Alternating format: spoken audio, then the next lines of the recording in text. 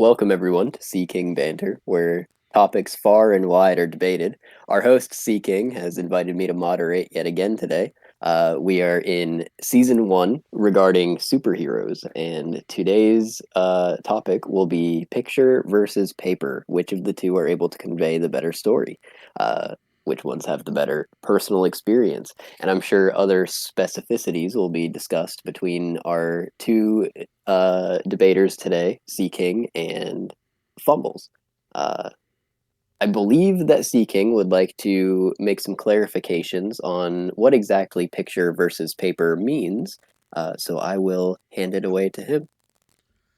Thank you, my good sir.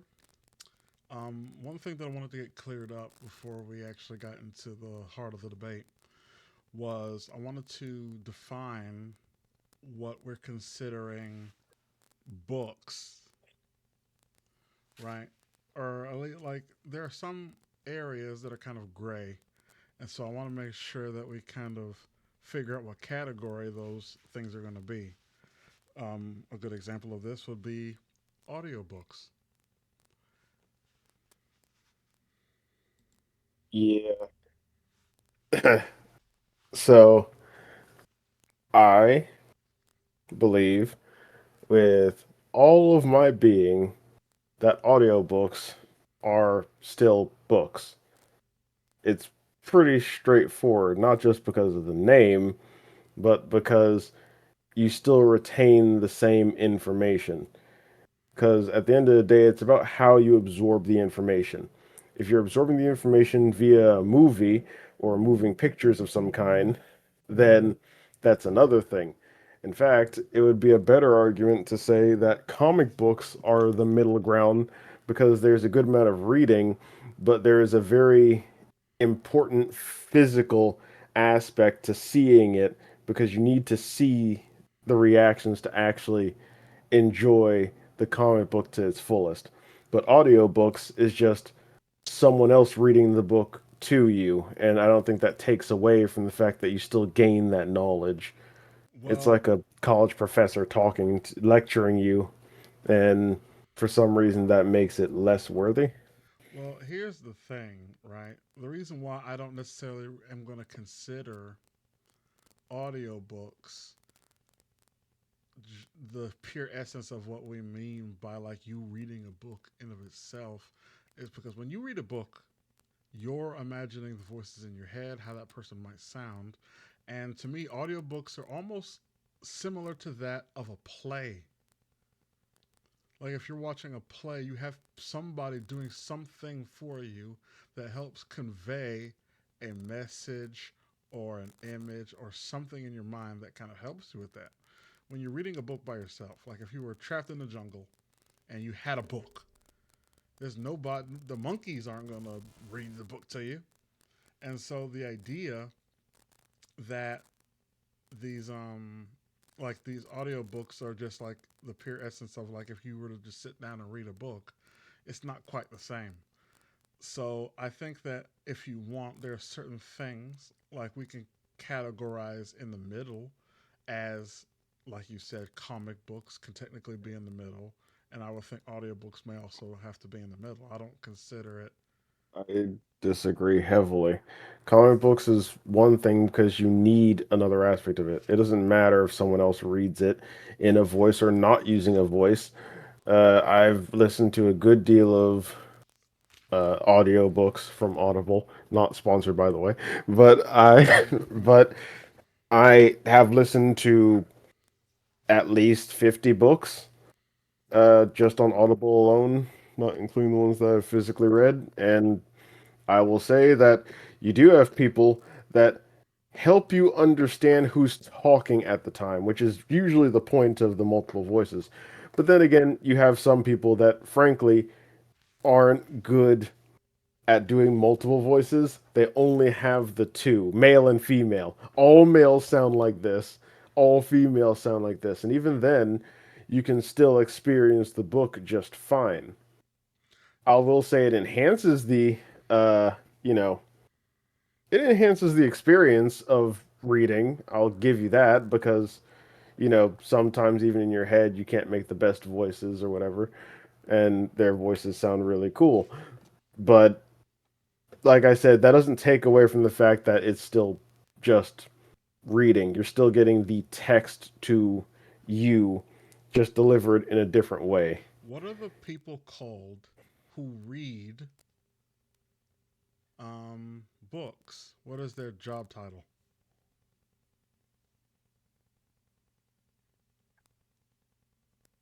Um, that's a good question. Orators, Incognito says. I guess you could say that, but here's another word that I think you can put in that same category: voice actors.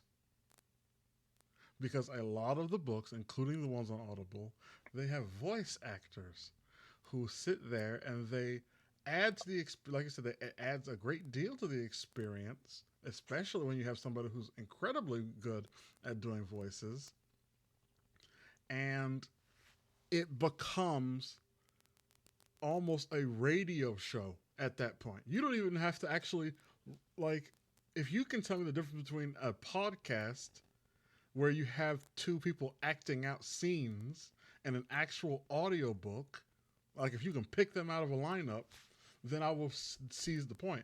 But the point is, you're not actually reading. You're literally at that point when you have voice, and especially there are some audiobooks that have multiple voice actors literally doing it. A good example of this would be Bakemonogatari has I think like four voice actors, and I think even some versions of the Lord of the Rings audiobooks that were on what's that? Audible. Not Audible, the other one everybody uses Uh, for music Paramount. Oh, Spotify. on Spotify, where they have a team of people all acting, and it has this music, and it's damn near a freaking movie without picture. Well, that's the point, isn't it? The second you put picture in it, that's where it changes. Because most stories start off, all stories pretty much start off verbal. When you think of most recorded stories, they are verbally told, but to make sure that we have this verbal story down to a point so that we don't accidentally lose it or it doesn't get changed so drastically over the upcoming years, we put pen to paper. That's what the Romans did. That's what most of everyone did. Even the Vikings, even though they only have like two, which I think is like the Prozetta and something else like that. But the only people who didn't was Africans. Actually, they have some, but most of it was lost when Timbuktu was sieged. So we're still looking for all those. Point of the matter is, just because we are taking a step back to the oh, someone's telling it to us orally, and it's a slightly better experience for someone telling us to that. It doesn't take away the point that it's still reading. Not reading you reading, but the point is you're absorbing the context of the paper without any assistance of pictures. You still have to visualize these things, how these people would actually looked, react based on the descriptions of the book itself, even if someone else is reading it to you. Just because they give you one aspect, which is a voice to it, picture versus paper is what we're debating, and this is still on paper. Okay, you know I will see the point if I get comics. Then, if we're talking about picture versus paper, comics or I'll give you pictures. comics because You I said you will or you won't. I will give you comics because I do believe comics is essentially that bridge that allowed people to start enjoying a form of book, but they had to amplify it with a visual aspect instead of trying to make it literary. Okay, then fine. If that's the case, then you can. I'll give you audiobooks, but then, like you said, I get comics. Yeah, I can say that comics are roughly in the line of that aspect of it. Yeah. All right. Moderator, if that's the case, then we can f- start the actual debate topic. Understood. Well, let's get that coin flipping. Who got heads last time? Me. I'm going to switch it up. I'm going to say that Fumbles gets tails. Or heads. Excuse me. It is tails. I keep telling you, Tails never fails. Why'd you swap me? Because you Well, this started is the last first time. time that tails hasn't failed. All right. My position in this debate is going to be that movies, and now also obviously comic books, since I guess sometimes comic books are then later made to reflect the TV shows or movies. So my position is that movies are better, generally speaking, than their novel counterparts. I believe this because they offer faster, more accessible, and visual and auditorially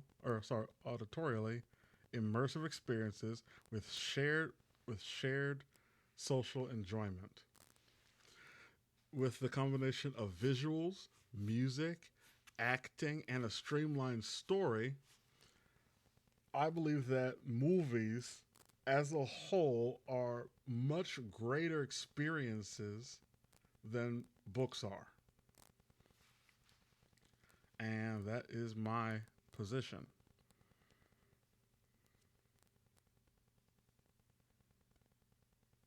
Uh, my position is that you literary, sorry, what's the word I'm looking for? Literacy? No, I guess I can't really think of a proper word for it right now. Uh, sorry. I need to drink Are you more. trying to say literary or literacy? I'll start over. And instead of using some made up script, I'm just going to say it how it is. The big picture is that, funnily said, no pun intended, but the big picture is that books will always be better than movies. We are the foundation. You can't do anything without a book. Most, whether it's recording history, because we're not going to do that in a movie, uh, and I think there's something not just for literacy's sake of making sure that people understand and get a higher form of learning because movies are designed just to keep your attention. While books do the same, they also teach you a bit more. I think that books will always have a bigger impact, will morally be more justifiable, and I mean, they're never going to go away. So I think we'll always win in the long run as well. Uh, we can get into details, but I I don't see why this would even be a debate. I think it would be obvious that books are better. Now, I don't personally. No, I guess we can just start the back and forth now. Um, you said something to me. You said something that I don't necessarily agree with. You said that movies can't basically exist without books.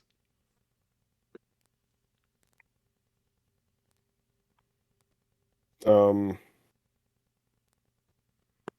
for the most part, most movies, if not the majority of movies, are based on books that are written beforehand.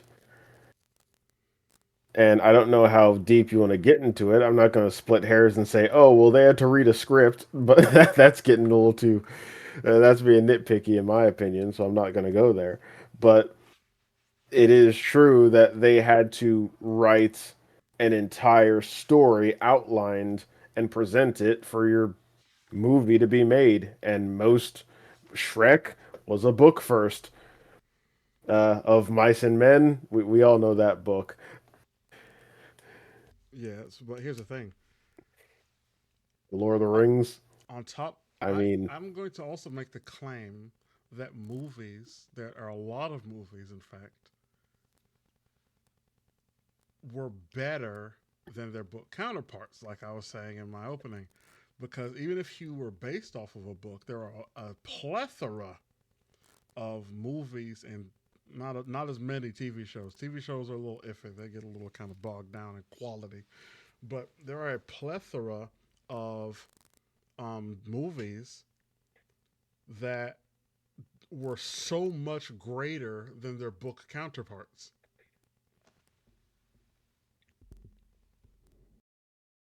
like, You kind of did a good job for me. Shrek is one of them, right? Like Shrek is based off of a short story. But first, I'm going to name some of them because you said first things first. Star Wars was not based on a book. The Matrix was not based on a book. Spirited Away was not based on a book. Inception was not based on a book. they were. They were not. For example, what was the first one you named? Um, the Matrix. Right. What was the first one I named? Matrix. Yes, The Matrix was based on a specific ideology and concept, and there was a book that The Matrix was based on. No, it did not copy it tit for tat. It's kind of like Macbeth and Scarface. Macbeth and Scarface.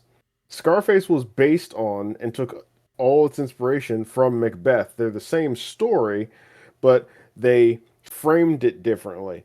Similarly, there is a book that basically was the basis and the foundation for The Matrix, and even in interviews, they had to read this book. All the actors had to read and understand and take a test on this book so they could understand the concept for when they acted in this movie that was based on this book. Here's the So thing. while it's not a 1-for-1 ratio of, oh, well, no, it wasn't a direct, oh, there was a book called The Matrix, but the core inspiration of what The Matrix is a book. Yeah, but you can do that about anything, right? You can literally extrapolate anything to something else. There's nothing new under the sun. So that's foolishness. There are plenty of things that it can be based off of or inspired by, but that doesn't necessarily mean that it's not an original piece. It doesn't make any sense. I didn't say it wasn't original, but you can't deny that it needed a lot of help. A lot, you can't demonstrate that, especially with the Matrix. Most of if the foundation, yes, the house is new. The foundation isn't. I'm not That's arguing why I about the said in my foundation. I'm opening, talking about the books house. are the foundation. That's fine and dandy. Even if I cede that point, that sure, some books are foundations for other books because, and that's not always the case because you and I both know that sometimes certain things are passed down through word of mouth. And if I'm not mistaken, the Odyssey was one of those things that was never written. It was told in song and story. Yeah, but eventually they wrote it down. I mean, you can write anything down, right? So are you telling me that if some guy wrote down notes, now it's a book? Well, no, that's just how all culture progresses. You see, we are in a first world society. So we have progressed to the next step because we're comfortable enough and also we need the entertainment. But everyone starts off developing a language. That's how everyone does it. And when they develop this language, they always make songs or stories. Every single culture has it. We've been passing it down for generations upon generations since the dawn of time. Once you get to a stable point, you write this stuff down. You write it down on stone because it doesn't wither away, or you write it down on papers or papyrus or whatever the heck you write it down on, but you write it down. That's the second step. The third step is to do it via live or with picture as we do. We do it through movies though, but back in the day they obviously did it through plays. Yeah, and plays to me personally are kind of more akin to movies than books, right? It's literally the same thing. It's people acting out scenes. A lot of things were based off of plays. So, and hell, books, some books are based off of plays. Um, yeah, I don't disagree with that. But here's my overall arching point here. I'm looking at the house. You can't, if you cannot point to a, because the whole point of this is that the movies, whether they be movies, TV shows, plays, or comics, they are overall better than their source material. Well, I'm gonna start with let's start with some points then to compare it to the source material. So for starters, books have less censorship. You can get away with a lot with books. You don't have there is no uh money gate for most books. You can be broke and still write a book, and if it's good, people will spread it and it'll turn out fine. Yes, more money would help, but you don't necessarily need a good deal of money. You just need a good deal of time. However, with the censorship bureaus and the rich people who have their own agendas who alter things, movies are much more censored and don't necessarily give out the same moral messages or subtext that books can. So, why would you be better if you have this censorship limitation that prevents this creative freedom? Give me a second. Where's movies? Frogger says instead of debating which is better, books versus movies, it should be which was better, the specific book versus movie, because the books are comfortable and engaging like a best friend, but a movie engages more of the senses, more exciting. Both are entertaining, both are informative, both are engaging, but in different ways. They are both great. We're not saying that they're not both great. I'm just saying that in the grand scheme of things, the books are, when I say better, I don't mean it's not like most people when they hear better and worse, they have this mindset where it's like, oh, well, you're basically dog water and I'm Zeus over here floating on the clouds. No, this is the Olympics. And I'm just saying that there is no shame in getting a bronze medal. But I'm taking gold. I kind of don't believe that. I think that just like most things in life, the way things are portrayed evolves. And Well, hold on, I didn't interrupt you. I think that well, most the way things evolve over time, just like any living creature, you can kind of see movies as the next step in evolution, and not just. And when I say next step, as far as movies are concerned, it starts with plays, right? So you take these things, these books, concepts, or whatever, and then you evolve them into plays, which will stood the test of time for, if not thousands of years, and then you take it a step further. You record them so that now people can consume them in their homes, and then you add music to kind of enhance the situation. You have really great actors that also enhance the situation. Um, and then you can add, and then as technology progresses, you have special effects and all these things that kind of really enhance it beyond your, and it assists your imagination. That's the whole point of it, right?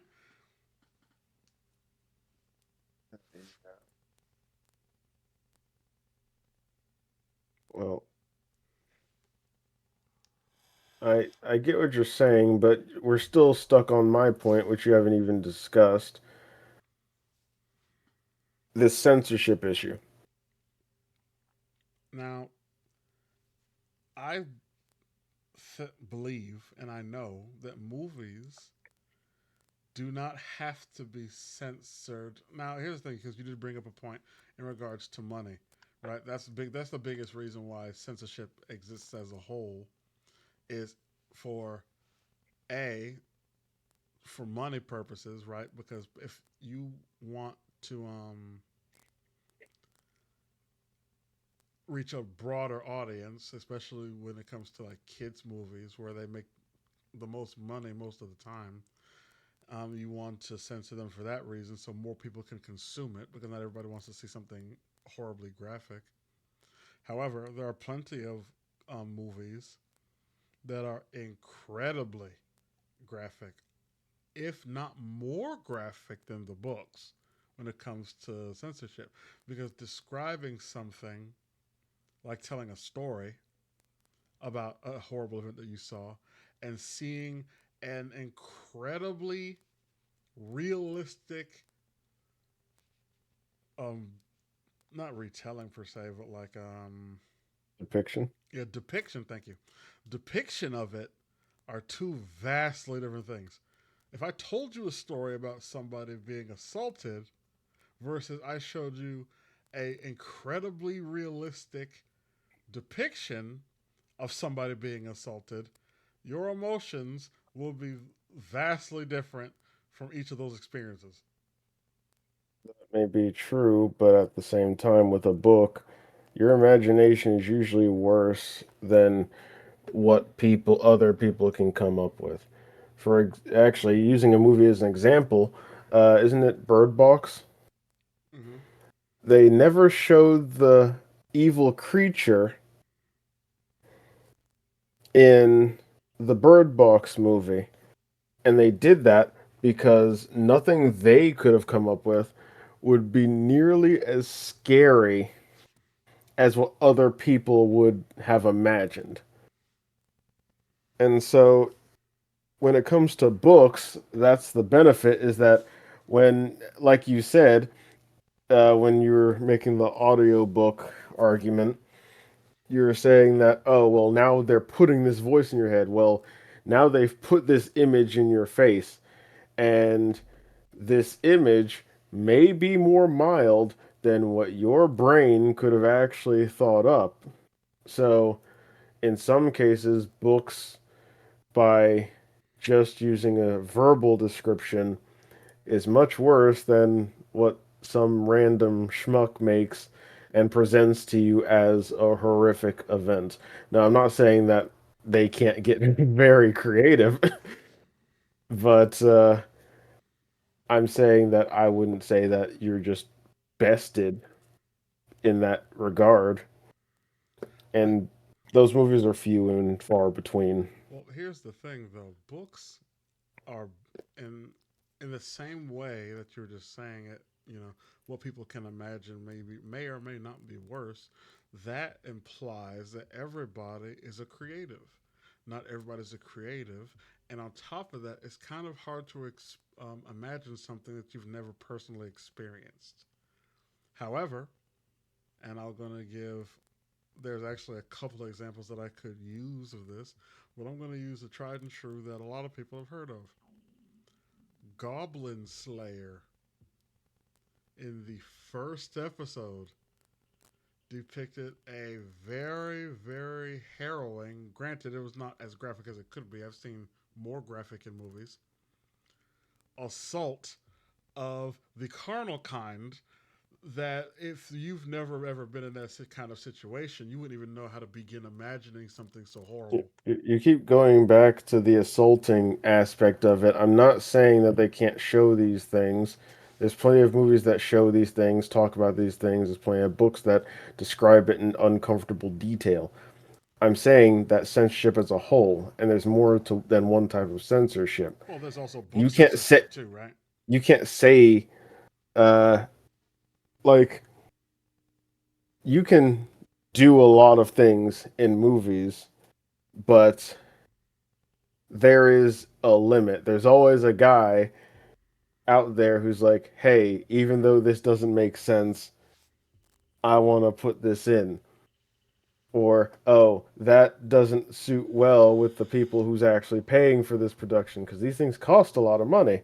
Hmm. So don't do this. So much so that people take their name off of movies because of how much censorship is in these things.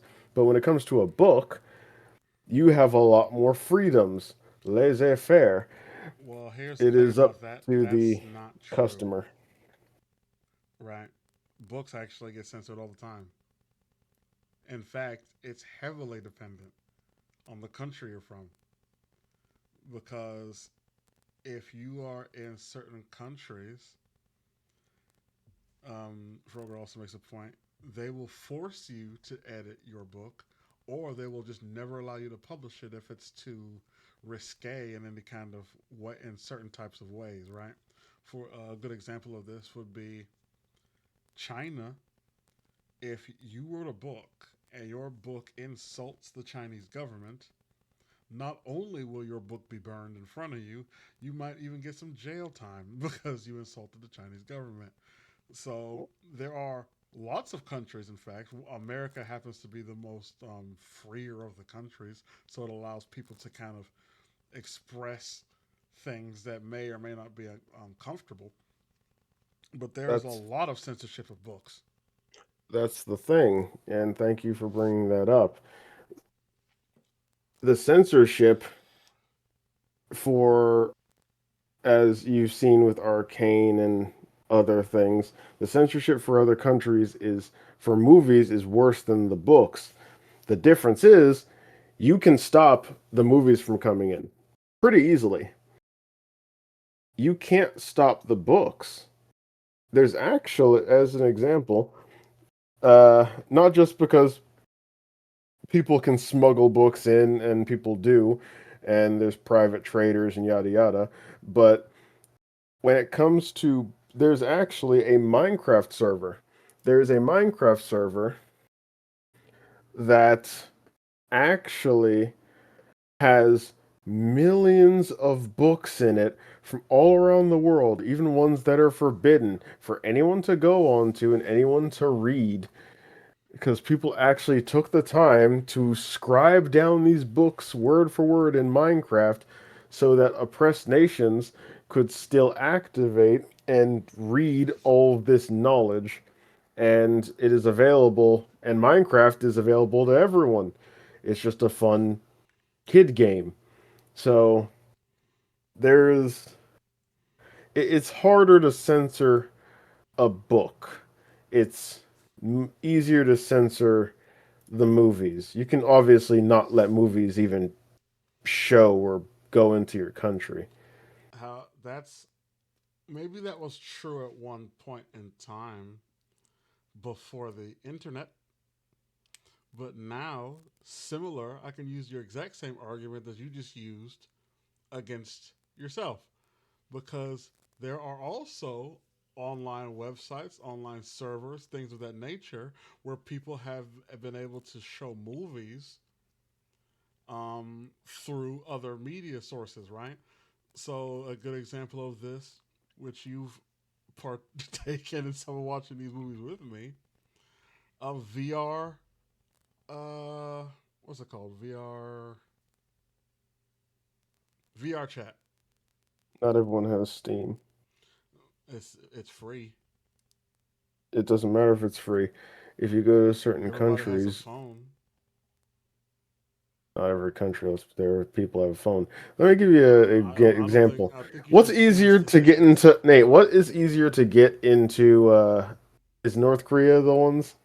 What's easier to get into North Korea? Is it easier to get a book into North Korea, or is it easier to get a movie into North Korea? For them to watch, by the way. Um, I could argue a movie. Even though they they don't have any DVD players. Um, I the thing about North Korea, let's just because they have technology there, right? they have it, but certain people can. Yeah, but here's the thing, right? Here's my argument for how it's easier for you to get a movie into a country than it is a book. Size. I can put a movie on a flash drive and then shove it up somebody's butt. How you get the book in the country, fellas? So with enough, hey, listen, that's a quitter's mentality. I can do the same thing with a book. No, you try to shove a Man, book I on can some. get I can get all three Lord of the Rings novels. No, that's a level of dedication. I don't think anybody is. Have you seen the size of a Tolkien book? Listen, That's more than dedication. I'm not. Listen, That's wild. for example, propaganda in World War One and Two. They flew planes over people's other countries, and they literally dropped, and I mean dropped, pamphlets so that people could actually read them for to spread knowledge. Compared to the effort you need to do with a book, like if I drop this stuff through a plane or some crap like that, then I've just unleashed millions, and uh, all computers are monitored in North Korea. I watched a documentary on that. I'm trying to get to you that it will always be easier to do the book method because we are a first world country. It's easy to think we have uh, our Xboxes or DVD players. Everything can use a flash drive. We have 1,000 free websites to do this stuff, but that's because we're a first world country. If you dropped a flash drive in Sudan, then they would look at you like you were stupid. You only a book would work there. Now, here's the thing. I think that moderator, can you do me a favor? At the ready. I need you to look up the statistics on how many people in the world have cell phones. Okay. I think it would truly, truly shock you because you're thinking that most countries that there are some countries, don't get me wrong, that have that their technology is basically in the Stone Age. Third world countries. Well, here's the thing: even in third world countries, people have cell phones. That's why I'm you not get. saying that people don't have them. I'm saying that the kind that they have aren't the ones that you're thinking. They might have flip phones, but there's places that are still in like Show no, tribal areas. show me somebody, anybody with a flip phone, and I'll show you a liar. Now, here's the thing. Now, don't get me wrong. I'm not when I say somebody with a flip phone. I can I'm show not you talking. people with no Hold phone. They're called the Amish. Now, hold on for a second. I was going first things first. I'm not talking about people who make the choice not to have cell phones for either religious or minimalist reasons. I'm talking about people who want the technology and so they have it, even though they're in a poverty-stricken country. Sedan. I don't know anything about Sudan. North and South Sudan have pretty much been at war for 40 years nonstop, and so they have nothing. When I tell you they have nothing, they have nothing. The only thing they have is guns. They have guns and rubble. I don't consider those buildings. Most people don't.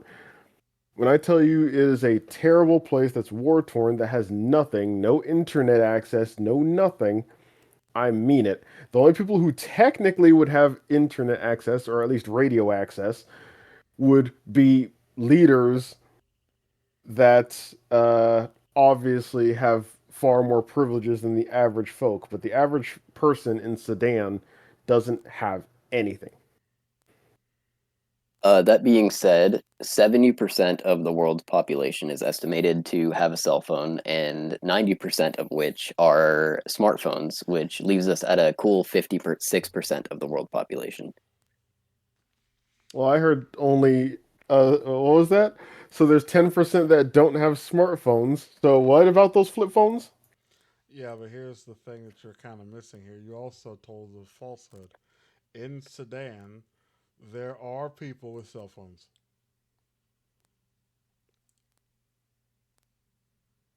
I told you who would have cell phones. No, I didn't say it's estimated in the millions. there aren't millions in Sudan. Where'd you get that number? Google. This is specifically South Sudan. Is there like a difference in like poverty from North and South Sudan? Not much, but South Sudan technically has more aid because I think they're an Islamic country, so they get help from other Islamic countries. But North Sudan is traditionally it has like a traditional African religion, so they are pretty much left to their lonesome. They just started a civil war amongst themselves not too long ago. Like when I tell you that North Sudan has nothing, I mean it. And even South Sudan, they they don't just have cell phones casually like we have cell phones. But we're missing the point. Also, in South You Sudan, know, 12% of no, the the population point has is because we're access. going on a tangent, and I gotta talk about the politics of various African nations and also areas in China that we know is just nothing but rice fields. I'm trying, and I know that when it comes to what you can write, it is easier to get away with it than it is to make a movie. Because to visually mock someone versus to verbally mock someone is a completely different thing. 1984 was made mocking a form of government that would have shot that dude if it was in a movie form. I think that just because you can, I think that in reality, if we're talking about today, because that's what we're kind of talking about, right? Movies are a somewhat newer concept in history, anyways. So we have to talk about today. It is not harder to smuggle movie. Because here's the thing. Hold on, Get hold on, off the hold on, hold on, smuggling hold thing. on. Movies. Damn it! You kind of almost made me lose my train of thought here. Uh, the likelihood of somebody leaking a movie is because I'm not talking about theaters. Like, oh yeah, all of them have to go through a theater. Like, there's obviously straight to DVD movies. It is equally as likely to have a movie leaked than it is to have a book leaked. Because if you tell another person, if you distribute your book in any capacity, you run the risk of that person being a snitch. And they can, and sometimes will, get your crap reported.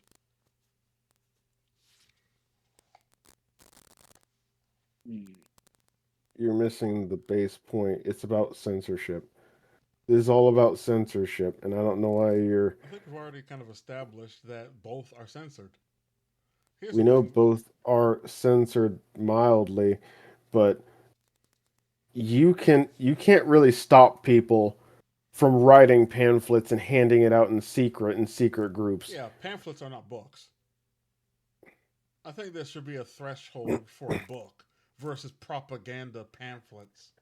We already counted Shrek, and that thing's only like 10 pages Yeah, long. because Dr. Seuss makes, it's a short story, but a pamphlet is one page. well, it's obviously not just a pamphlet. Okay, not a pamphlet, but people hand out booklets for information saying, "Hey, have you heard of this?" And then they just hand it to you discreetly for you to have and put it in your car or somewhere. They have them purse sized or whatever. Yeah, I'm saying, I have a quick and question it's for you. yeah, What does this have to do with one being better than the other? I understand we're talking about, you're saying that one is okay, better because censorship is but less, right? yes, the censorship prevents details from happening. Here's the thing about that. I think that that may have been an issue at one point in history, but I truly don't believe, especially because here's the thing.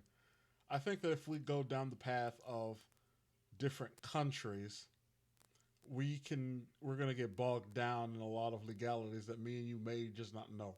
And so I'm going to primarily stick to the United States because there's no damn movie in existence that cannot be published in the United States unless it is literally illegal, in which case you might have a slight point in regards to books, right? Because but then again, if you There's get caught with those books, you might there's also more than one form of censorship. Like for example, if you listen to uh uh H.P. Lovecraft and his racist views and you read it, it's one thing. To see it and to do it is another. It's kind of like blackface. Blackface is a good example. Like you could write a book about someone doing blackface, but as Robert Downey Jr. has said, you couldn't make Tropical Thunder today. There's other ways to censor someone than legally. There's a moral censorship that isn't being held to the same standard for movies and books. That moral censorship doesn't work with books because it's a book. But you should know better than to show that to people is the more when it comes to movies. So there's just things you're not gonna be able to show like you used to. right. Okay, you know what? I'm gonna go ahead and cede the point. You have 1 point on the board. Censorship is one reason why books are better than movies, I guess, in your mind. I'm going to go ahead and give you a counterpoint. Music.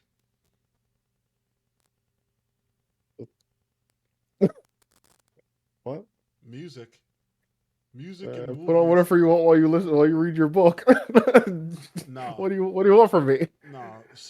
A lot of the music, if I would say most of the music, and especially in truly great movies, they don't just have a soundtrack of some asshole who just like, oh yeah, we're just gonna buy that song from a band. They are composed. The greatest music in history has been made in music. The music in Star Wars will go down in the annals of history. I have some more examples. Give me a minute.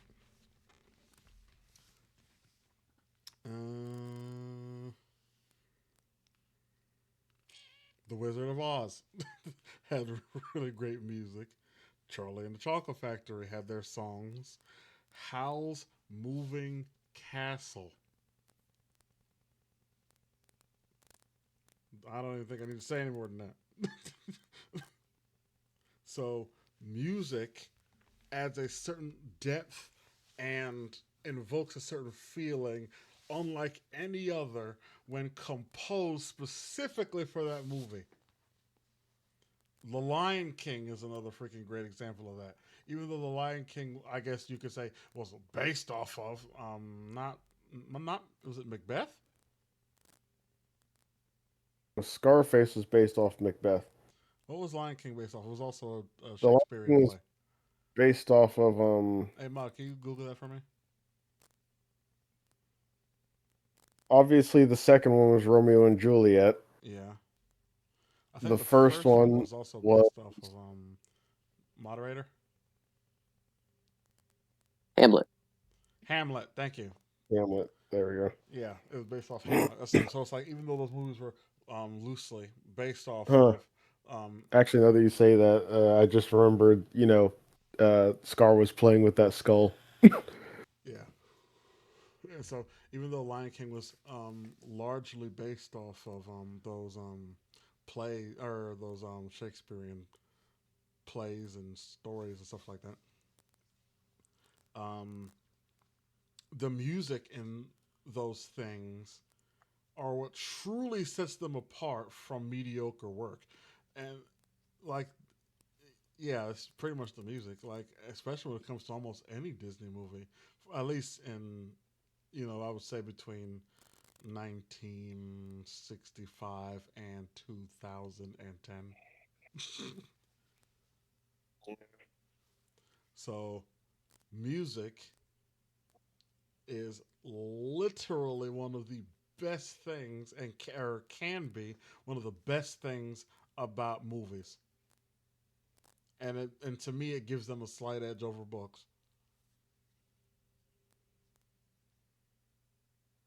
Um, I hardly even think that's fair. I thought this was picture versus paper, but now you get picture and you get music. It's all. It's that's the thing about movies, my dear friend. It's all encompassed. You have multiple facets about when it comes to movies, but you're very almost literally one dimensional when it comes to books. All you have is your imagination, and you're not a composer, so you're not composing great music in your freaking head when you're sitting there reading your No, damn but I've book listened in your to closet. it. I have listened to enough Linkin Park to make those fight scenes awesome. So, Crap! You can, you can cope all you want. I If you don't mean, mind, I have a question for each of you. Sure. yes. Uh, would one of you prefer to have your question first? You can go ahead first since I started. Okay, so what would you respond to the idea that movies are capable of producing higher art than books are?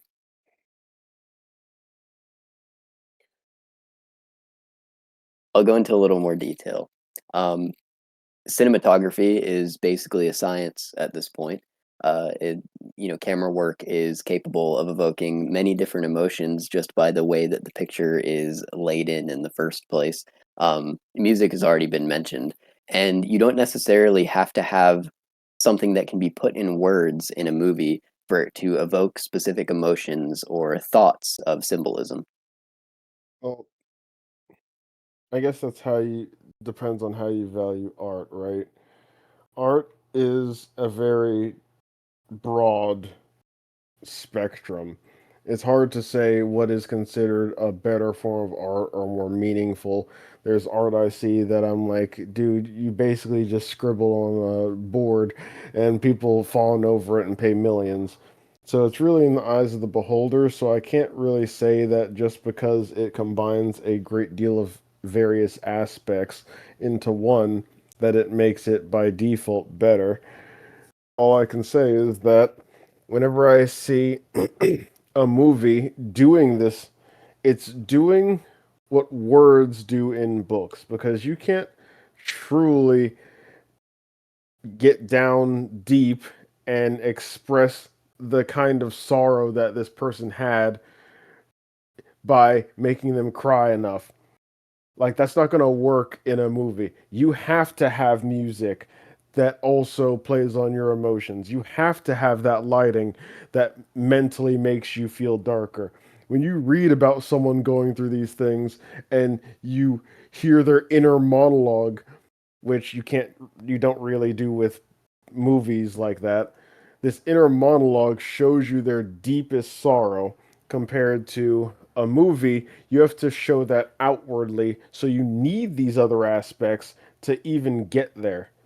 So I can't say that it's a higher form of art or it can produce a higher form of art. It's really an opinionated statement. Do you have responses to that, Seeking? I actually, I half agree. Um, I think that that's actually entirely possible to capture that exact same moment that he's talking about. But at the same time, for me to say that movies are more artistic, I can't make that claim specifically. The reason being is because, as you know, sometimes books are as unique as the people who write them, and the sheer amount of artistry in weaving words can be as compelling as the movies are. Like you read a lot of like puzzle books and things of that nature. It's a little bit like I'm trying to think. Like it's just not like I wouldn't try to make that claim basically. However, I've seen plenty of movies because I think that when it comes to movies, it's very similar to music in that certain thing like no emotion is new, no feeling is new. And so when you get somebody who truly understands and resonates with something somebody wrote and they feel it and they like strive really hard, like the guy who made The Exorcist, to make sure that it is captured 100%, it can be just as good as those moments that Fumbles was talking about. So I like a good example of this would be in Hereditary. In Hereditary, the family, their family was falling apart after. Oh, spoiler by the way. Their family was falling apart after the death of the youngest child, the daughter. And there was a scene where they were all getting into an argument, and the mom, who had lost her daughter, gave a just otherworldly speech and showed emotion that was like made you feel it, even though I've never experienced that level of pain. It was conveyed like she truly lost her daughter in real life. Like I could feel her pain, anger, and sorrow through the screen. So I think it definitely can be conveyed in the same way as in books, but I wouldn't say that one is better than the other when it comes to art. When it comes to artistry, because As for, sorry, I didn't mean to do that. But I was just oh, going to go say ahead. because in reality, like you said, a lot of the movies, I won't say a lot, but a good amount of movies are the story comes from the books. Just because you did one better than the other in portraying certain things, it doesn't mean that the source material um, isn't where the emotion is conveyed, right? Somebody who wrote it felt it. Somebody who read it also felt it, and then they tried to convey the exact same feeling as the book. So I can't say one's better than the other in that aspect.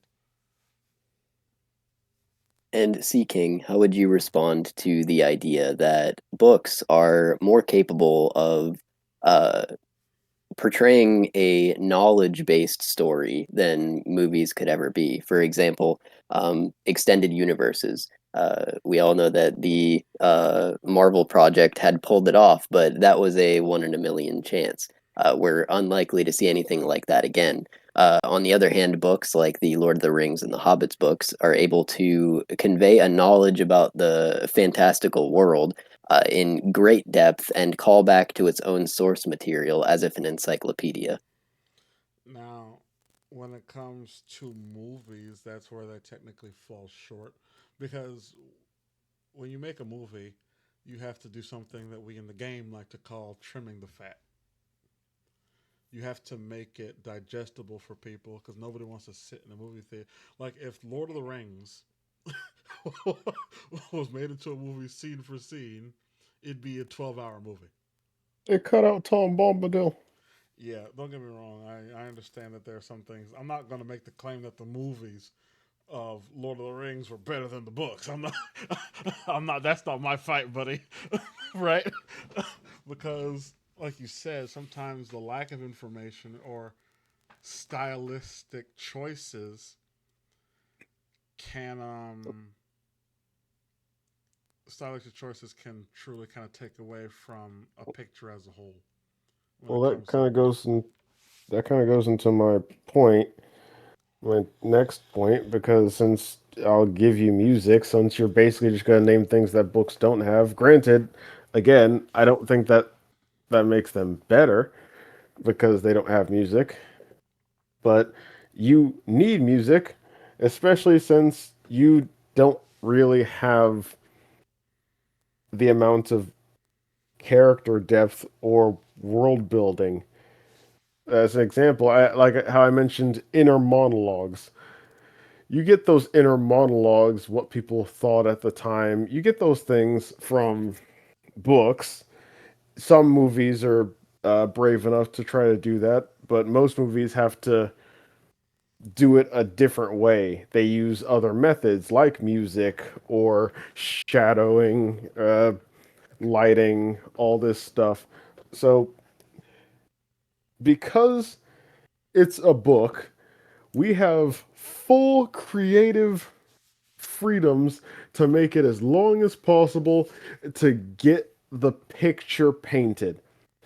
But you just said you have to trim the fat. You have to make it digestible and into this much.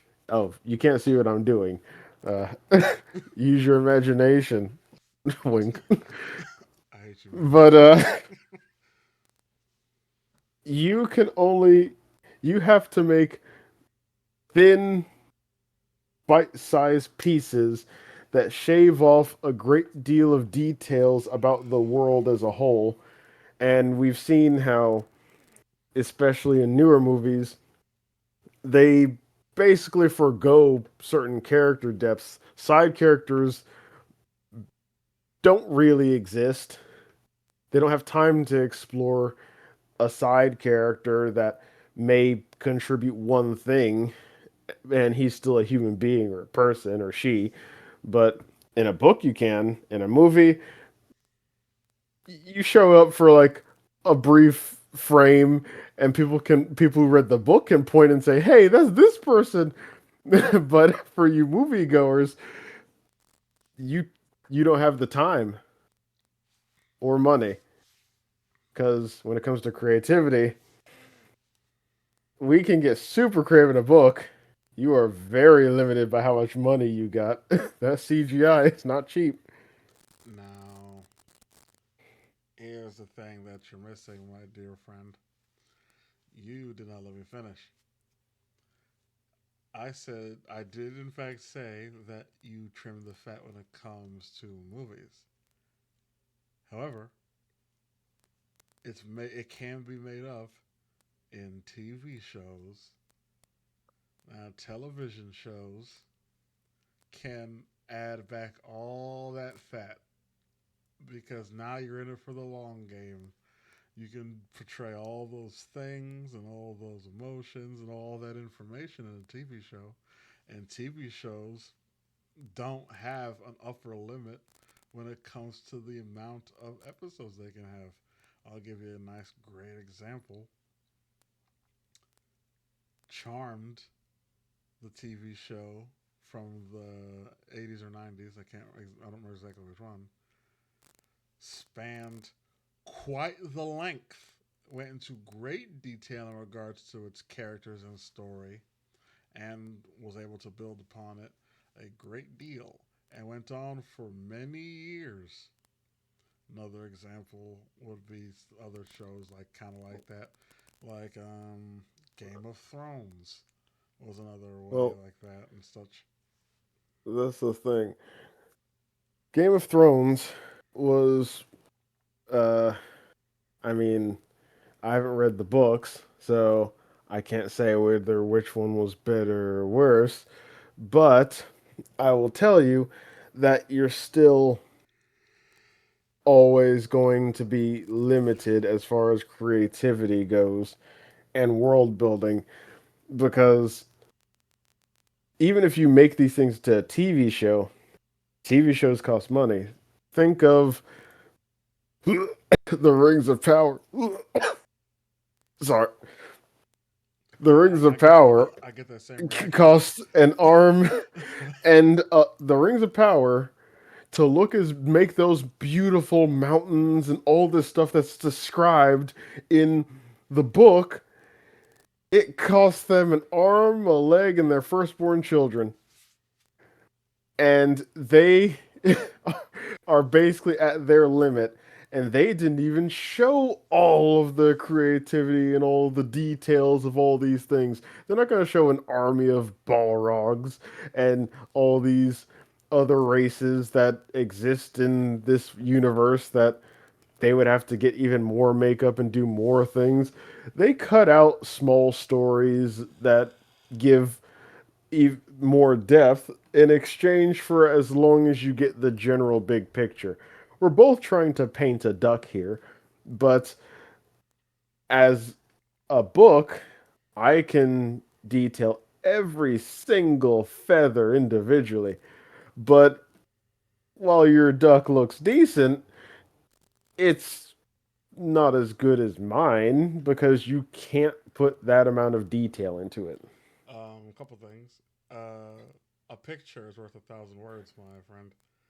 And That's what you're full. That's shite. it's not a picture is worth 1,000 words. I can draw Oh, the most. I can have people who can okay, let me. draw. Can I comment on that? No, you can wait. I'll wait to comment on that. Okay. And also, I get the same reaction of visceral disgust when I think of the Rings of Power too. But I can have somebody, a true artist, draw the most photorealistic duck you've ever seen in your entire life. So realistic, in fact, that if I took a real duck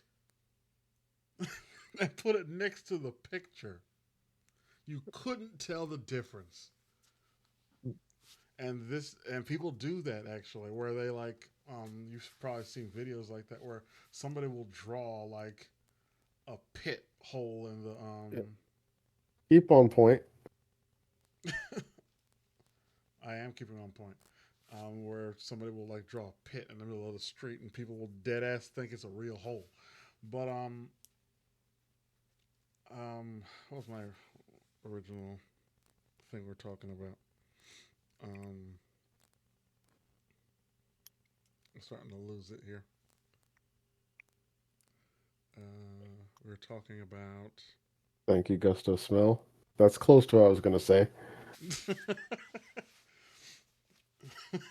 Well, since you're thinking, can I rebut? Sure. So they say a picture is worth 1,000 words, but they never mention that most of those words are synonyms. That's that's the most Because that's the they are. stupidest shit I've ever heard in my life.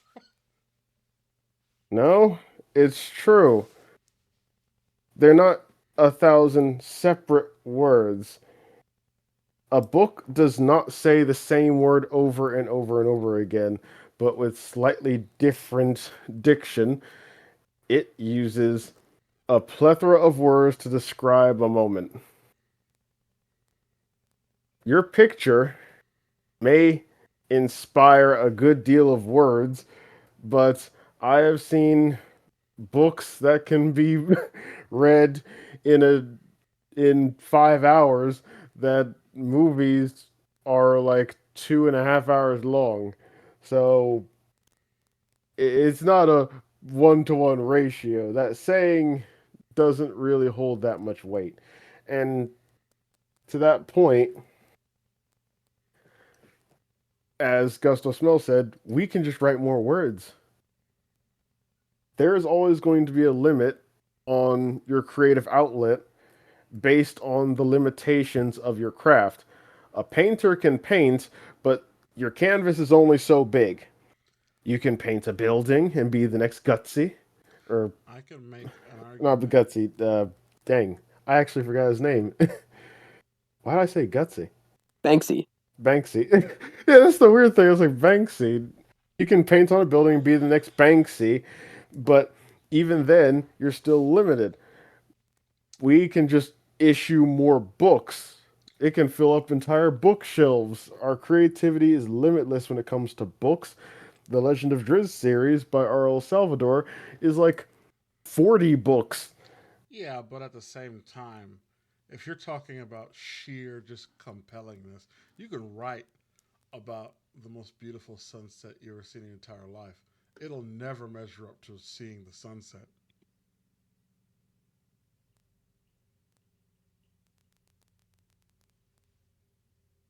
Hmm.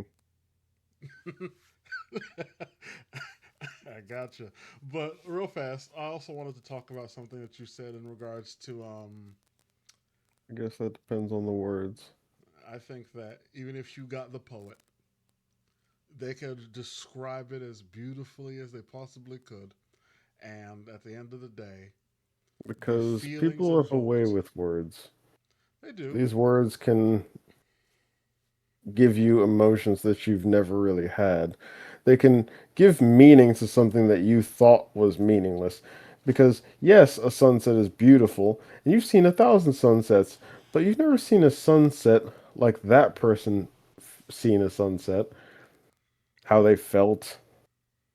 It's different.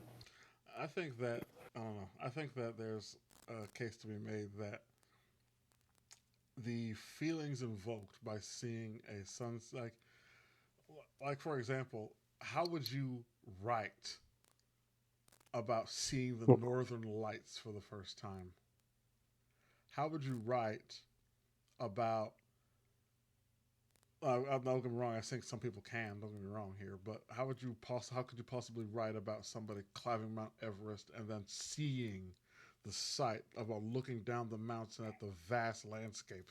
I think that even though a picture may be worth a thousand, I think even though 1,000 words is also 1,000 words, it would take you more than 1,000 words to truly grasp the magnitude of Mm, seeing those almost undescribable things. And that's the thing. Some things, some feelings are undescribable, I want to. but you can feel them. I need to clarify something I don't care about 10% of because the population. Go ahead. uh, you you keep saying you can't picture this or you can't picture that, but that's the point of books, is that you're supposed to picture these things in your head. It's not that books just get make you have the description so that you can imagine these things in your head. Picture movies and other forms of media show you the thing so you now have a defined shape.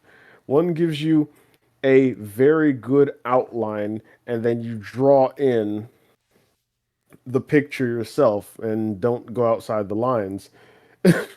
That was a joke. But a TV show and even comic books just tell you. If you were to describe Batman, some people would think of him in a wide variety of ways, kind of like they do in the comics itself. They get confused and they're like, "Oh, well, I thought Batman was this, or I thought Batman was that." Their imagination of what Batman is scarier to them than when they actually meet Batman because they just had an outline and they drew it in the scariest way possible. But when you get to the movie, they drew it in for you. But all of that doesn't matter. I feel like this point should be conceded because it is obvious that there's monetary and time limitations Well, that's the kind of thing that I to wanted to kind of address, right? Because you seem to not understand something about TV shows. Um, TV shows make their money back while the show is being produced. It's not a issue. Money is truly like when it comes to movies, you may have a point because they have a budget and everything like that. But while a TV show is being made, like for example, let's say you make your first season and everybody and their grandma loves it, you're getting buco bucks. I mean, you're making money hand over fist, and that while that's playing, you're getting paid and you're making the next thing to get paid. And this thing, as it continues, you're getting the money. within reason. That's the thing. You can't do that with something like Avatar. Uh, Avatar, the blue people, not the Avatar is bender. not a TV show. Because it can't be. They can't spend that kind of money on a TV show. I think we just That's what I'm established that trying they. to get to I you. think we established that they can. You just gave Amazon as a perfect example. They spent $200 million per episode. Each episode an hour and a half. Every episode was a movie. But it's impossible to get that money back. It's not. It's not impossible to get that money back. It is truly not. Because and the thing about it is, if the Rings of Power was good, it could definitely make its money back, or else you wouldn't have invested in it to begin with. Who would invest in something that they thought couldn't make the money back? People want to write off things to avoid taxes, but That's that's another bullshit. Not discussion. when it comes to that. You clearly want to. You'll be surprised how much money they can write off. I think you're underestimating how much money you can get for. I'll give you a really great example. The Big Bang Theory was a TV show that made so much money they were able to pay the lead actors like $80 million an episode. Think about that for a minute. They were making so much money. Moderator, can you please double check that? On it.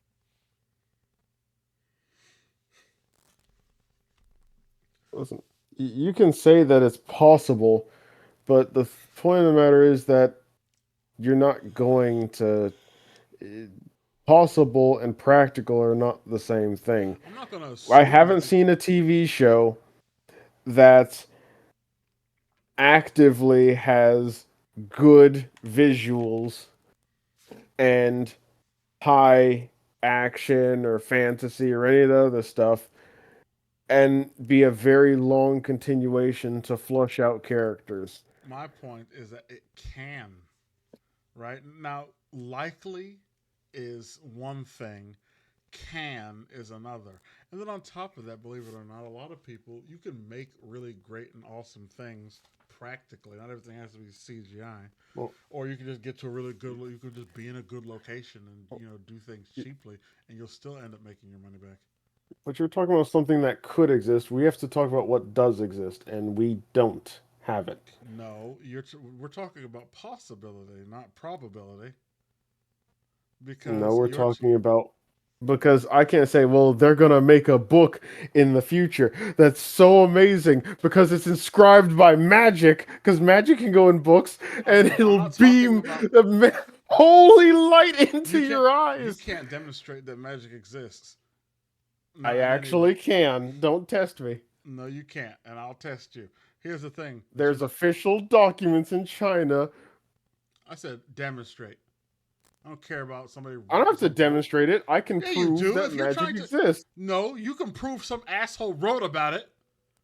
Okay, demonstrate me this show that you're talking about that can have all these characters that have all the depth, all the world building that books can have, while still maintaining its amazing looks and high CGI profiles and great costumes without being lazy and making everyone wear the same thing for 50 years. Dexter. That's not fantasy. Who said anything about fantasy? I did. I literally said it in the example. So I said you're going to sit here and try to cripple my pool of okay, then I'll give you a good example of it. Because that's the point. The point of this is that you can't world build or give this character depth for fantasy is the biggest one because you have to explore these different species, their cultures, their way of thinking, talking, all the other stuff without lazily making it, oh, well, just pretend we're pretty much just humans. Okay, fine. I can give you the perfect example. Game of Thrones, House of Dragons. Didn't skip out on anything. Did a plethora of world building and looked amazing. I mean, it looked like people. Oh, I'm sorry. Did you not see the dragons and the white? Well, I know you didn't watch the show, so that's the thing. There's lots of fantasy in the dang thing.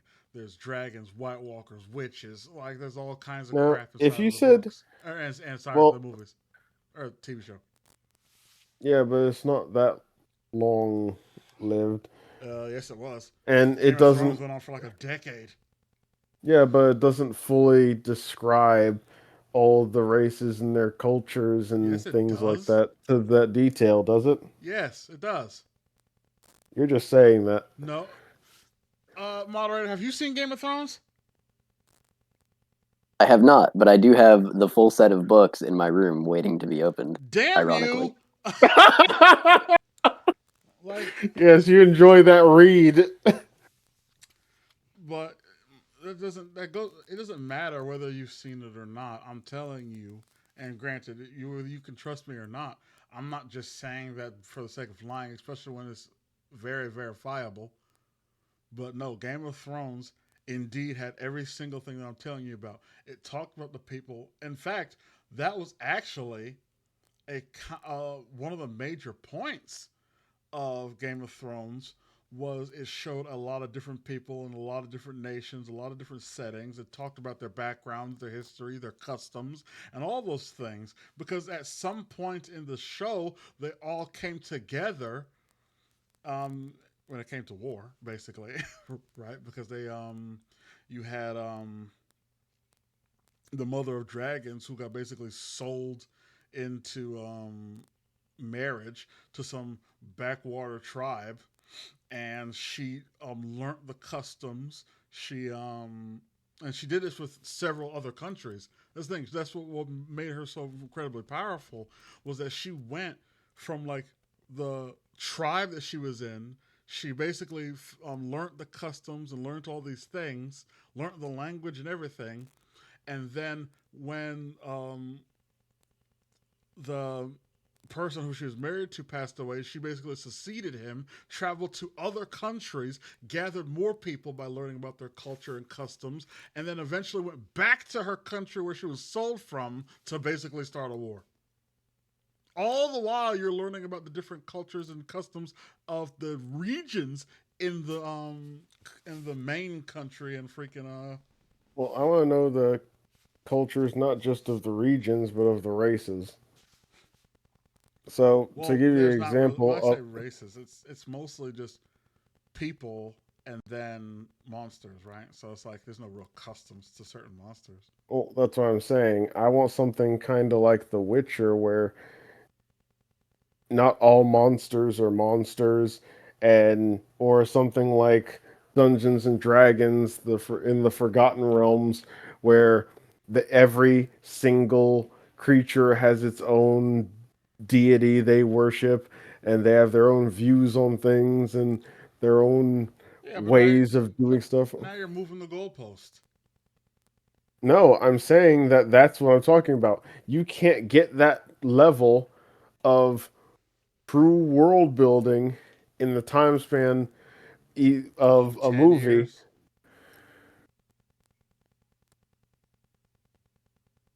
right? 10 Because TV years. shows can last 10 years.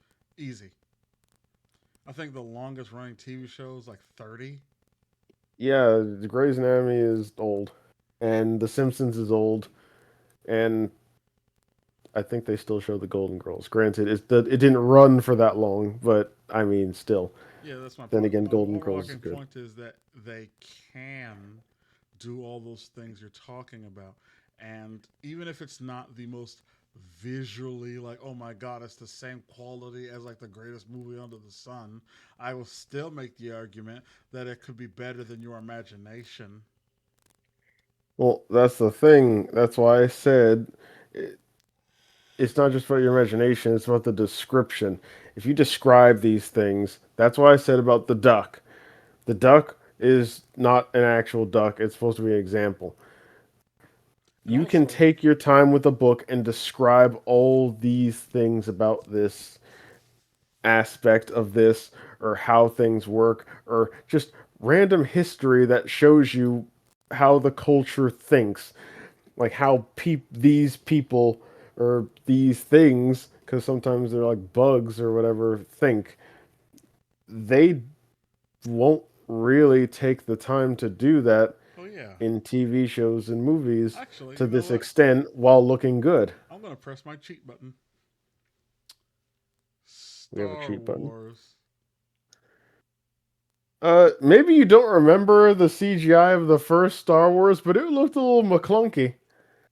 Star Wars comics.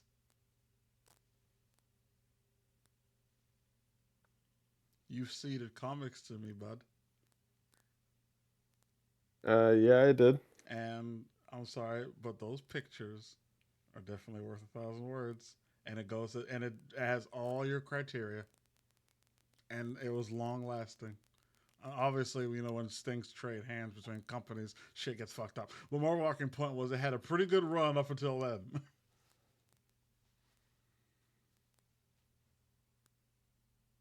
Yeah, I suppose that's true. All right, now, hey, moderator, can I get those figures on how much the Big Bang Theory cast is getting paid? Yeah, I was waiting for a good opportunity. They each got paid $1 million in the last season. A million? No, hold on a second. Hmm. That's not true. I'm sorry. Monitor, look this up. Wait, hold on. That's not true. I'm gonna look it up. That is an exorbitant amount, though, and supposedly some of the core actors, because it was the core five that got the million, were giving part of their salary to other actors to compensate. I apologize. I'm going to use the bathroom. I'll only be a minute. While you look that up, I guess.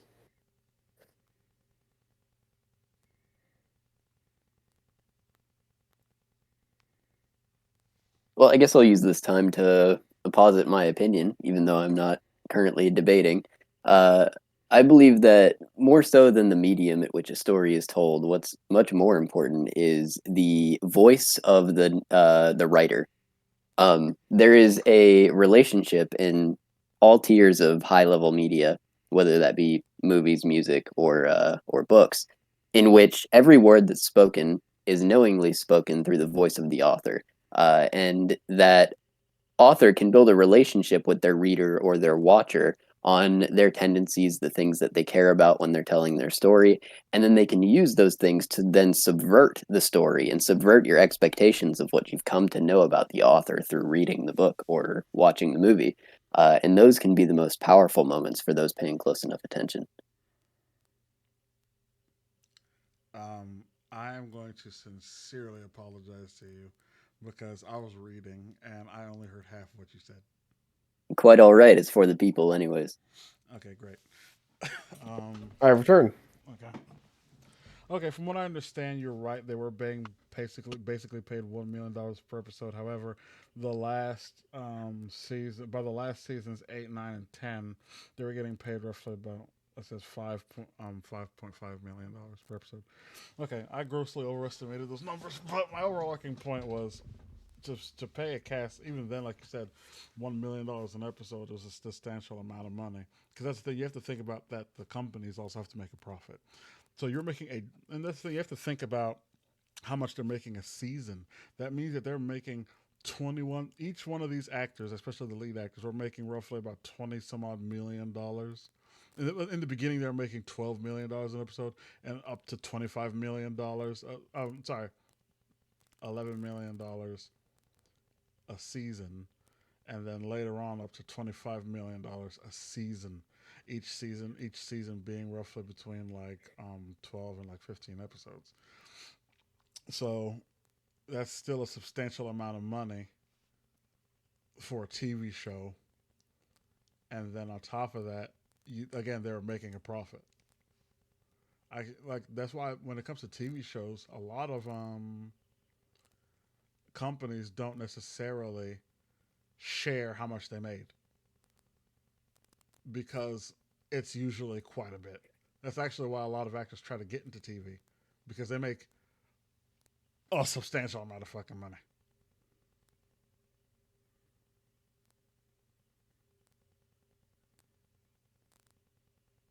But we have about 30 minutes, so here's what I'm going to do. I'm going to actually Yeah. I'm going to follow a suggestion that Frogirl had earlier in the debate, where she basically wanted to kind of go line per line in regards, like movie per movie, I should say, on which one was better. So if you want to, I have a quite substantial list, and we can just go through which ones were better. If you have some, you can also kind of throw some in because I know you're probably going to say like Lord of the Rings, which obviously I'm going to agree with you with, right? Lord of the Rings book is obviously going to be better. Now there is some argument to be made that Tolkien did have a bad habit of kind of droning on and on about a little too much detail, which could take away from the book. But Act- I'm not gonna fight not that gonna fight. Not gonna lie, the first book that actually popped into my head was A Christmas Carol by Charles Dickens. I can make the argument that the book was better, or sorry, that the movie was better. No, you already heard him. Clip it. Someone in the Shut up! chat clip that. Nobody clip it. I'm gonna delete the VOD. So, so, so there's one of those episodes that if you didn't catch it live, you just missed it. Your No, subconscious is already telling you I'm right. I don't know why you're trying to fight I this. need you to shut the hell up. So, anyways, um, How am I going to debate then? just lose, I guess. Anyways, I can make the argument that the movie was better for A Christmas Carol, but then like I've read A Christmas Carol a while ago, but I can make the argument that if not better, it's roughly the same. Well, I think the messaging of the book is stronger because it really gets down to the working man, and that's pretty much who it was made for. That, yes, there's nothing wrong with having a lot of money and all that stuff, but you don't need to pay yourself that much. If you can't pay your people a livable wage, then you don't need to be paying yourself to that exorbitant of an amount, which is actually a message that can be transferred throughout all time because this is a never-ending issue of workers not getting paid enough because somebody's very greedy with their profit margins. The movies tend to have a little bit of that in there, but they usually go more for be good for goodness sake, and they really make it about, more about Christmas than about the fact that the mentality of wealth. What's sorry, there was some very aggressive cats outside, uh, competing in Mortal Kombat out my window. Yeah, I've experienced that recently myself. I understand. I lost my train of thought. But No, I will say I was gonna say that I kind of I believe that morally, the message in the book is better, is what I was trying to get at. I don't think that the message necessarily is any different from the movie. That's the thing. I think it portrays the exact same thing because it even had like I don't know. I would I'm willing to tie you on it, especially because the Christmas Carol has been remade so many times. I think I've personally seen like four different versions of that movie. They recently made a musical version where it's very whimsical. Don't like that one personally. Mm. But that's the thing. I'll go ahead and I'll just give it to you because I have a lot on this list that I don't think you're going to be able to fight me on. Um, I guess since I don't have a list, I'd assume that you put yourself at an advantage. I But go mean, ahead. because I just came prepared. I mean, you knew about the debate. Anyways, The Godfather. Uh, does that have a book? Yes, it's based off a book. In Have you fact, read the book? um, How would we know? here's the thing. My my argument for my list is that these movies were so iconic and great. You didn't even know half these movies had books. um, that's not necessarily what that means. It Well, just it's means that I'm wholly ignorant of certain things. well, no, not necessarily, right? Because if something was popular enough, Because frankly speaking, I haven't even seen The Godfather. yeah. But here's the thing, though. Have you seen The If a book, Godfather? hold on, that's irrelevant. If the book is popular enough, you would have heard about it regardless. For example, nobody had to tell you Harry Potter was a book. Usually You did. no, they didn't. That's a When I lie. was a, you can say that's a lie, but We went to That the doesn't same make. school, my guy. They had posters in the library that they forced you to go to. It's bullshit. I didn't see. I don't remember posters. I only remember because we watched a lot of movies, and I remember that my mother loved watching movies. And I remember watching the Harry Potter movies, but I didn't like. Who told you Harry Potter was a freaking book? Uh, I just learned about it as I got older. Okay, and The Godfather's been out for 45 years. Why didn't you know Yeah, that but was a people don't book? because people don't talk about that. They still make video games for freaking. They make references to The Godfather, but they're still making video games for Harry Potter. Like Harry Potter is still very active. There's not an amusement park ride for The Godfather where you slowly go into a wedding and you see a dude get tossed with some cement shoes. Yeah, but I would say that I still believe that. I'm gonna go to the next one because just because you can't, because your memory is bad doesn't mean anything. Jurassic Park. I didn't know that had a book either. I did know that I had a book ahead of time. And the thing about it is, and here's the thing though, I'm gonna go by this metric. It was just more popular. If you've never even read it, you can't go by everything else. One is vastly more popular because you can make the argument for all the other ones, like Tolkien's books and things of that nature, that the books were equally, if not more popular Well, than. popularity doesn't necessarily mean better. I mean, it can. Because, frankly speaking, there's still a good chunk of this nation that is illiterate. So they can't experience books. I would say 99% of people can read in the United States, man. Not well enough to read books, and you know that to be true. Well, that's not true There's a because good chunk of people who have like a freaking third grade reading level. fourth grade, and and here's the thing about that. Thanks. Yeah, it's one grade higher. And my overarching point is a lot of these books. I'm not saying Jurassic Park is made for kids, but like you have plenty of books that were literally made for kids to read, like Harry Potter. I don't think you need Harry to be a Potter was fucking. made for I don't think you need to young. be a scholar to read Harry Potter.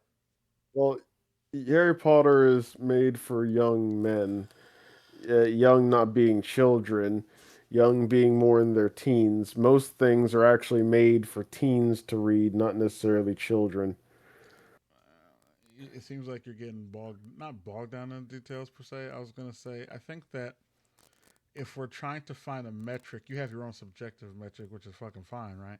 But at the end of the day, in most cases, and I can argue this, popularity does matter because it does imply that. Because this thing in today's world, and just like you were saying, books apparently have been around longer and all this other kind of crap. And so, if one is more popular than the other, and you will be shockingly surprised the amount of people that read books. Hell, they have Uh, audiobooks now of these things. So now, even if you're illiterate, you can just hear the story. uh, yeah, if you want to pay again to see You have to pay to see the something when movie. you had to pay to see the movie. What? No, I'm saying why would you pay for something twice? There's too many people out there that would literally just, hey, I watched this movie. You just like me with Harry Potter. Don't know that it's a book for a while. Then I figure out it's a book. That's great. I'm not going to pay to read the Harry Potter book or even to have it read to me. That would be a matter of my personal curiosity. It's more of a matter of convenience at that point. Dog, And in the United States, 60% of people read books.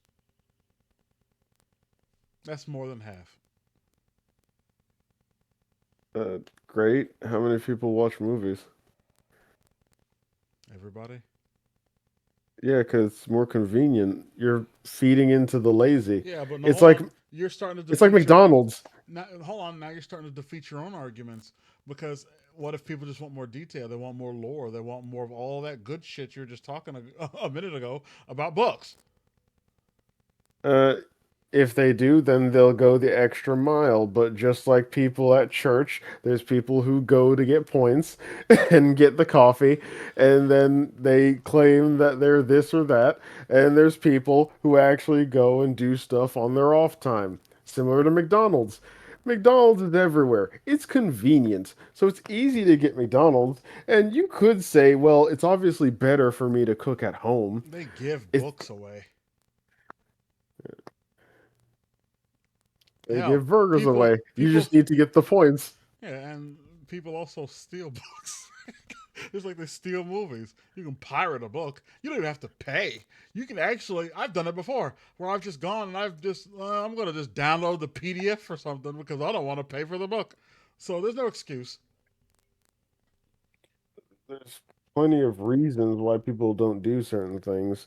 You just want to quickly brush it off like, oh, if I make this claim that you don't personally know this stuff, there's artists I don't know that are super popular.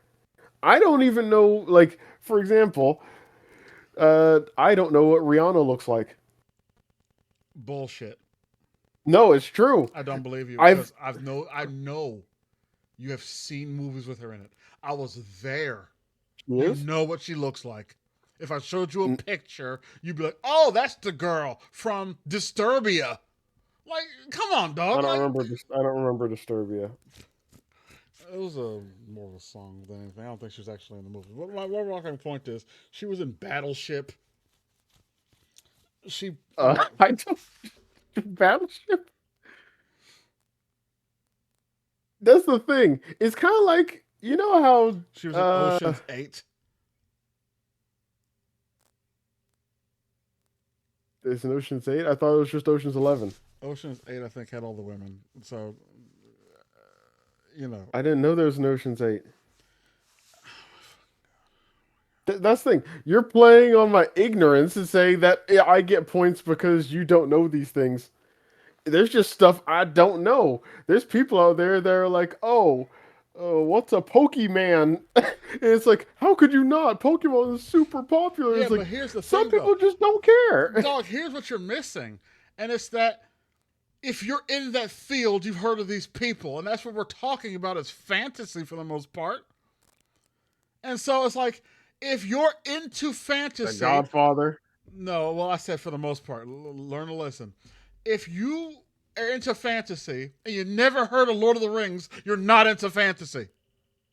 Well, yeah, but I'm not into gangster stuff, so, and I'm not into dinosaurs. You've seen Jurassic Park, but you're not into dinosaurs. That's the whole point. Like, they have commercials for these things, my guy.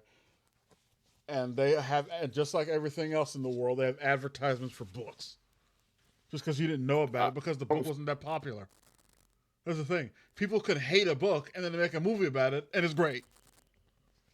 I just never knew that it had one, and I didn't see advertisements for it. I only remember the advertisements you wake up to in the middle of the night, We're not getting stuck it. on you. We're not getting. Shut up. We're not getting on that. And don't sing on here. I don't know if you, your beautiful voice might get my shit copyright stricken. All right. Either way, go ahead and go down your freaking list. Okay, fine. If My you, next one's Jaws. Bet you didn't know that was a book.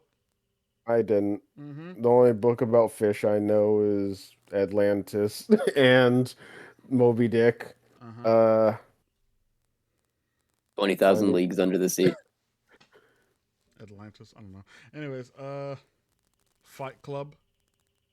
That's a book. didn't know. That's another thing I will say though, is that I believe that books can deliver plot twists better than uh movies. That's a bold claim. I'm gonna need you to substantiate that. We don't have the time. Go down your list. Then don't make a fucking claim if you're not gonna defend it. Well, it's a time issue, really. It's just something that came to my head. We never got around to it. We were still stuck on what can give more creative detail and benefits. All right. I'm gonna go down a list of Stephen King movies: Okay, Shawshank Redemption, never read it, but I knew that was a book. The Shining, Same, Forrest Gump, same, but like I said, I haven't read the book. Wizard of Oz.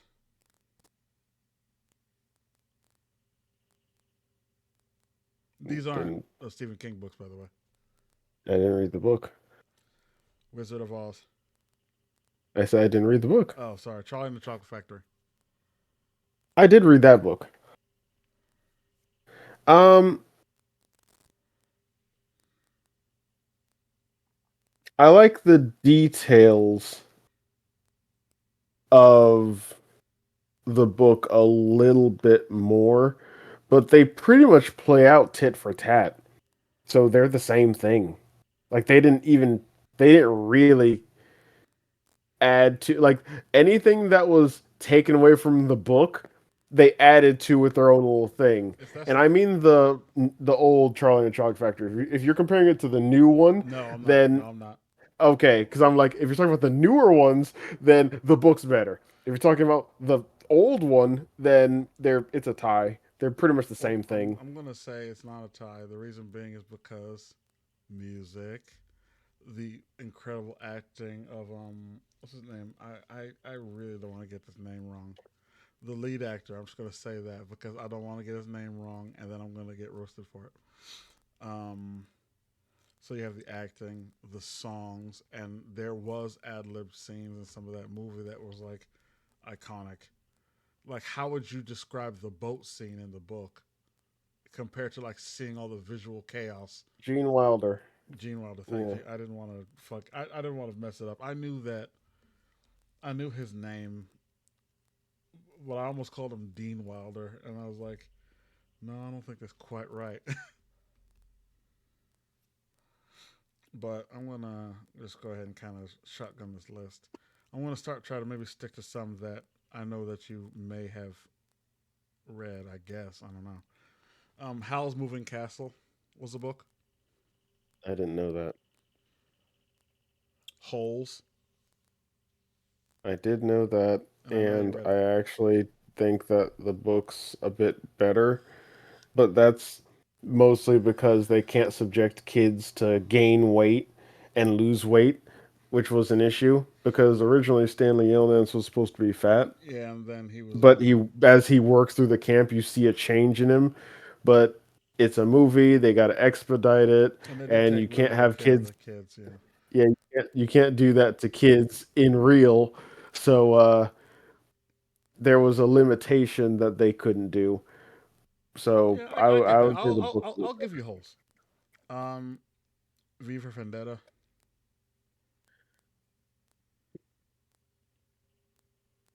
I didn't read the book, but I was going to. I just didn't get around to it. But V for Vendetta is such a dang good movie. Mm-hmm. Coraline, obviously. Yes, Coraline. And I will say the book because the details that are missing. Though I will say they did an amazing job of putting the actual viewer into the position of being in the movie with Wybie. Um, are you? Did you just say that the book was better? Yes. No. Have you read it? Um, Bits of it. I didn't get to read all of it. If you ever get the, if you ever want to, I have it. But here's the thing: it's just not.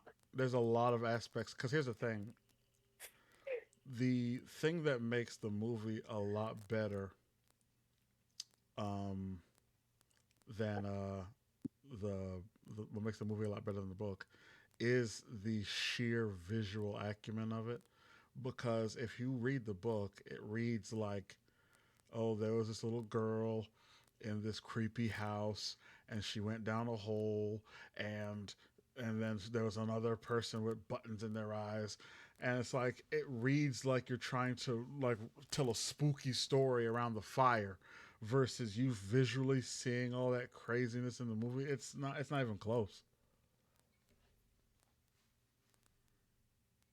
Mm, Because they don't go yeah, I into guess. they don't go into like poet detail about all the details in the damn book. No, I guess not because it's made for a younger audience. Though I do like I like again, the world building is a bit better. They try to do it inside of the book with the cat and everything and mentioning certain aspects of them and flash mentions of things like the beldam. But you're also right that when they went through a lot of detail, I'll give it to the movie because I even remember like how they spelt the name, the specific way they wrote the name With the is a old really initials old way stuff. of doing it. Yeah, that's the thing. There's also just a lot of hidden detail that just makes that movie fantastic. But Jumanji, bet you didn't know that was a book. Never. No, I didn't. Um, I'm gonna skip some of these because I learned that they were books today, and also I can't really argue one. I can maybe argue Schindler's List, but that would be kind of difficult. I'm not willing to do it. We only have a couple minutes. I'm not willing to argue Schindler's List at all. All Um, right. How to Train Your Dragon. I knew that was a book, but I haven't read it. Yeah, but it's similar to Shrek, right? It's like a small picture book about a small dragon. It's not even actually similar at all, really. The concepts are the same, but they did a lot of like heavy lifting with the story, the world building, everything like that. There's almost none of it in the book. Like I said, it's literally like a children's picture book. Okay, I guess. Silence of the Lambs. I uh, I feel like that's something you need to read. And because it's a mystery and things like that, I feel like it's probably better to read it, but I like think I said, I don't know. I think that even though I think that it's pretty much probably damn near shot for shot. But the thing about it that makes the movie so iconic and great and stuff like that, which it kind of dwarfed its books in terms of popularity, money made, and almost every aspect, is the incredible acting chops on freaking the person who played Hannibal and the detectives. So it's like it's just kind of Uh, Anthony Hopkins? is it Anthony Hopkins? Maud? I'm pretty sure his name's Anthony Hopkins. Yeah, you're right. It's Anthony Hopkins. All right. I had to think about it for a minute. Yeah, You're the movie buff. You're supposed to know these things. look, man, there's a lot of movies I've seen. I've seen more movies than certain people have been alive. That's not saying much, but I Like, I mean, mean, so I'm talking about watch time, and that is saying something. I wish it was. But listen, man, just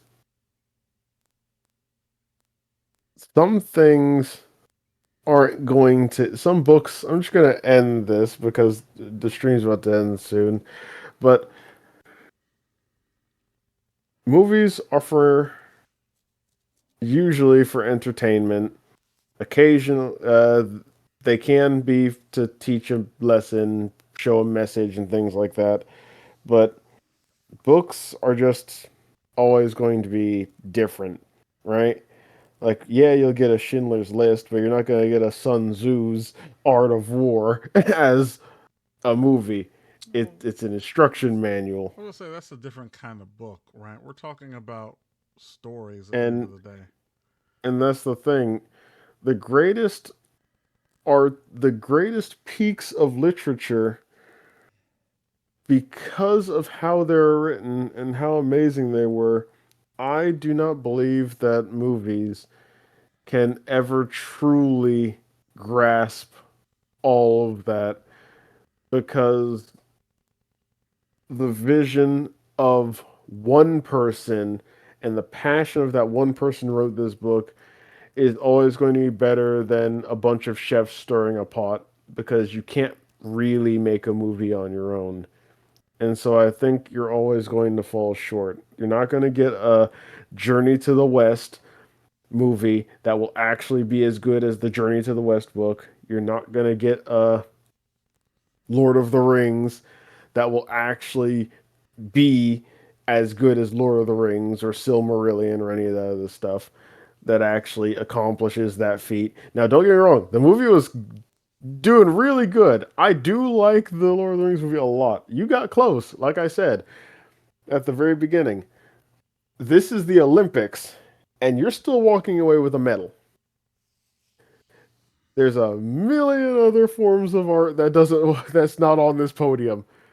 It's just that you're probably going to get a silver, and I will still give the books the gold because you won't ever get to that peak. And it's just because there's too many people involved. All right, so I'm gonna go ahead and end this by saying something obviously contrary to what you're saying. You cannot say that for certain. Everything you just said cannot say that for certain. You have the benefit of having a longer history, and you think because you have a longer history that, oh well, these things can never be recreated to the same standard as these old ass things, and that's just not the case. In time, as technology gets better, as acting gets better, as we keep improving and doing more and more things, at some point, these things, even I think that we've actually gotten there kind of now with, in some cases, um, it will surpass books and books will become a thing of the past. I actually truly believe that, especially with, like I said, new technologies where people are starting to be able to do shit themselves now, right? With the creation of AI and all these other kind of things, or hell, maybe you're just actually good at being an artist and you can animate your own stuff, which people do on YouTube all the time. Yes, you can get that certain level of everything that you're just talking about, and that actually prevents people from doing exactly what you're saying, which is stirring the pot. So now you have people who are going out there, who's learning the skills, who can and as like you said, as technology and streaming platforms and all these things progress, you're having a phenomenon where people don't have to have people stirring the pot. You can get your message out in your way with your work, and you can just advertise with a click of a button, and everybody will see your work. And if it's good, it will stand on its merits.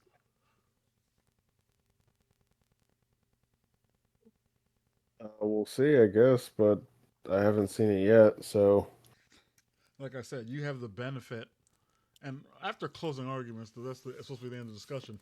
Moderator, I need you to do your job, please. All right, well, that's all the time that we have for the day. I hope you all enjoyed the debate and take your own thoughts home with you. Uh, be blessed. All right. That being said, I'd like to thank our moderator for coming, and I always call this guy at a short notice, and he's always there. So I appreciate the moderator for coming and moderating the debate. I'm always happy to be a part. And I'd like to thank our guest Fumbles for coming and debating me. no problem. And yeah, and I want to thank all the viewers who came and watched the stream. Make sure you guys visit the social medias. I don't post a crap ton because, like I said, like I obviously have a, you know, I do things in real life, but I try to at least kind of update you guys when episodes are going to be coming out. I'm going to be trying my best to come out with an episode every single Tuesday and Friday. So make sure you guys follow on social media so you guys can see when the episodes are posted, because sometimes the processing of the VODs take a long time, so they're not always the next day or same day. So yeah, make sure you guys follow on social media. Head over to the YouTube if you guys want to share maybe the VOD with a friend, because I post all the VODs there. Like, subscribe, ring the little dingle, all that good jazz. And yeah, I appreciate you guys a great deal for coming and spending some time with us. And I will talk to you later.